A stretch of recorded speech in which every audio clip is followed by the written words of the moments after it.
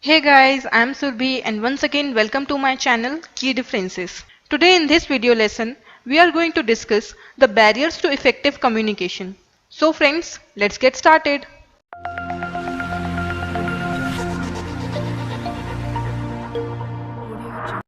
Communication barrier. Communication barrier implies any form of hindrance occurring at the time of communication due to any reason which disturbs the flow of communication. That is, when one party is not able to understand or get the message conveyed by another party accurately, clearly, and intendedly, then that barrier is called as communication barrier. The barrier to effective communication often led to distortion of the message, which not only wastes the time, money, and efforts of the parties to communication, but also causes confusion and misunderstanding. There are a number of barriers to communication which may occur at any stage of the process, and these barriers often interrupt the entire flow of communication and result in the failure of interpersonal communication. These barriers are physical barriers, semantic barriers, organizational barriers, personal barriers, psychological barriers, cultural barriers, attitude barriers, technology barriers, physiological barriers, and gender barriers. Now here I am going to explain you each one of them in detail. The first one is physical barriers. Physical barriers are a result of our surroundings, that is, our physical environment. It arises due to weather or climate, time and distance between the sender and receiver of the message, disturbance in the medium of communication, workspace design, noise, etc. The next one is semantic barriers. Also called as linguistic barriers, these barriers often develops misunderstanding between the sender and receiver due to various meaning of words and symbols used in the process of communication. It occurs when the sender or recipient have a very limited language proficiency or do not have a good knowledge about the use of words. It takes place due to bad or unfamiliar expressions during the process of communication, using technical terminology, unclarified assumptions, faulty translations, denotations and connotations, use of words having multiple meanings, etc. Organizational barriers. Organizational barriers refers to the disruption in the process of communication among the members of the organization, that is, managers, supervisors, employees, directors, etc. This type of barrier occur due to inappropriate information transmission system, lack of supervision, unclear organizational hierarchy, undefined roles and responsibilities, organizational rules and policies, complex organizational structure, etc.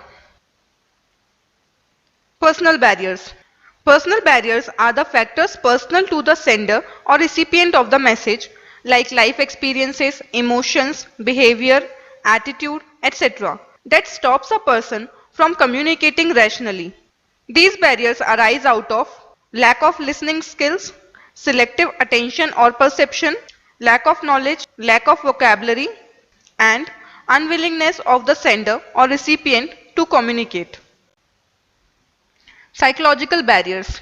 Psychological barriers, as the name suggests, are the barriers related to the psychological state of a person.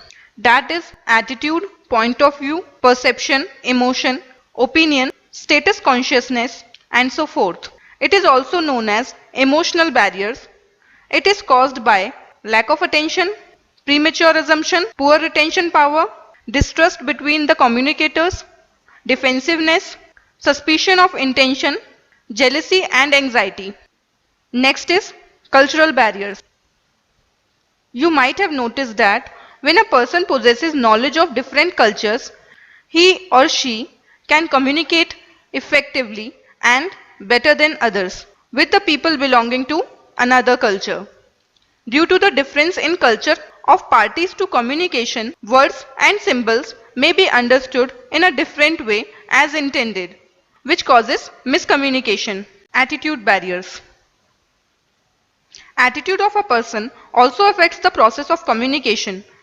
You might have noticed that an energetic, and motivated employee will always be ready for communicating effectively to his seniors and subordinates, whereas a lethargic and dissatisfied employee may not even try to initiate the process and even refuse to communicate, which causes misunderstanding and confusion.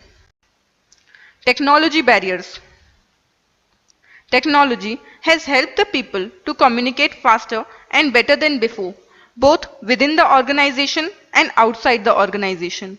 Technology barrier is specifically related to the medium of communication, which should be latest and advanced for an effective communication flow. However, both the parties should be using the same technology to communicate effectively, or else the communication would be difficult. It is caused by use of outdated or old software or technology, accessibility barrier, mode of communication, that is online or offline, etc. Physiological barriers. As the name suggests, these barriers arise out of physical state of the sender or receiver, which includes physical inability of the party to communication to sense the message communicated by another party. The disability include poor vision, ill health, hearing disability, speech disorder, poor memory, etc. Lastly, gender barriers.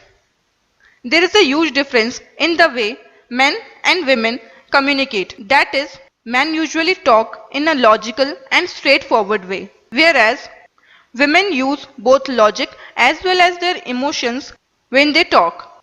Further, women are more talkative in comparison to men, and this often creates a disparity in the way they communicate and often causes misunderstanding during the process of communication.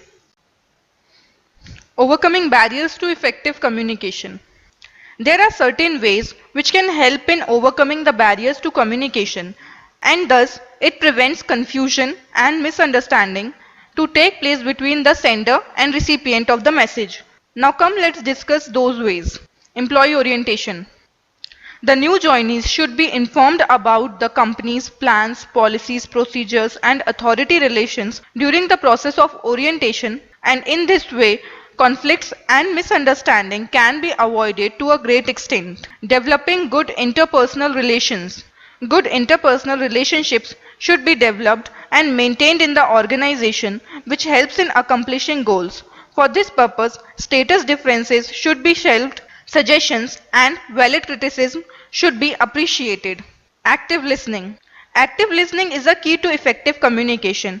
It implies paying full attention and showing interest to what is being said, and giving the speaker proper time and opportunity to state his viewpoint and not prematurely assuming anything. Use of proper language and dialect. Semantic barriers can be avoided by communicating in such a language which is straightforward, simple to understand and meaningful as well. The sender should avoid the use of technical jargons and also talk in a dialect which is familiar to the receiver. Use of proper body language and gesture. You might have heard the saying that actions and deeds speak louder and clearer than words, and so proper body language and gestures are to be used while communicating the message, otherwise it may lead to communication failure. Use of latest technology. To minimize the disruptions during the communication process, one should use latest technology which not only makes communication better but faster also. Feedback. Feedback is the most important part of every communication process. Communication is said to be meaningful and effective when the feedback is received at the end of the process and as it was expected. So friends, this brings me to the end of this lesson. Thanks a lot for watching this video. If you find this lesson useful, please like this video, share it with your friends, and if you have any queries or feedback for me, you can comment below. And guys, do subscribe our channel and hit the bell icon to never miss an update from Key Differences. I'll be back soon with a new lesson. Till then, take care. Bye-bye.